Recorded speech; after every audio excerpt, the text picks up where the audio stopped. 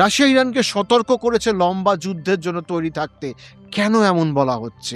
এখান থেকে আগে কি হবে? প্রশ্ন হলো, আমেরিকা কি এবার গ্রাউন্ড অপারেশন করবে?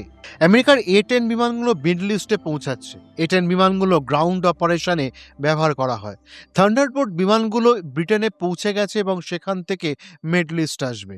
জর্জ ডব্লিউ বুশ এয়ারক্রাফট ক্যারিয়ারও মিডল ইস্টের দিকে পৌঁছাচ্ছে। ত্রিপোলি তো আগেই পৌঁছে গেছে। এত অস্ত্রশস্ত্র এবং প্রায় 50,000 আমেরিকান সৈনিক ইরানের চারপাশে। ব্রিটেন যাই বলুক না কেন, ব্রিটেনও নিজের সৈনিক চুপি চুপি পাঠাচ্ছে। তো যখন আমেরিকা এই ভিড় বাড়াচ্ছিল, তখন প্রত্যেক বিশেষজ্ঞ জানতেন যে এই যুদ্ধ থামবে না।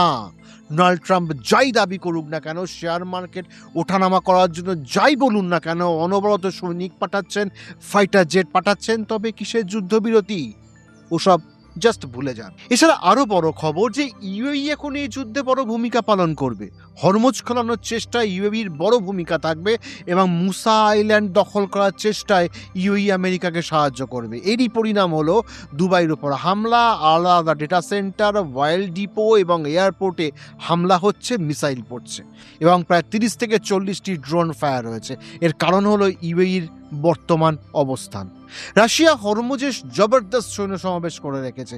চেচনিয়ার সৈনিকরা আছে লড়াইয়ের জন্য এবং ইরানের 6 লাখ সৈনিক পুরো তৈরি। এই পুরো এলাকায় রাশিয়া বড় পরিকল্পনা তৈরি করেছে। ইরানের সেনা তৈরি এবং তাদের ফ্রি হ্যান্ড দেওয়া হয়েছে।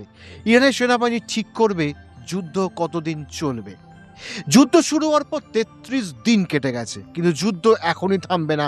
এই যুদ্ধ থামবে না এবং এটি এত দূর পর্যন্ত চলবে যে আমরা ইরানকে ধুলোয় মুছিয়ে দেবো, প্রস্তর যুগে নিয়ে যাব।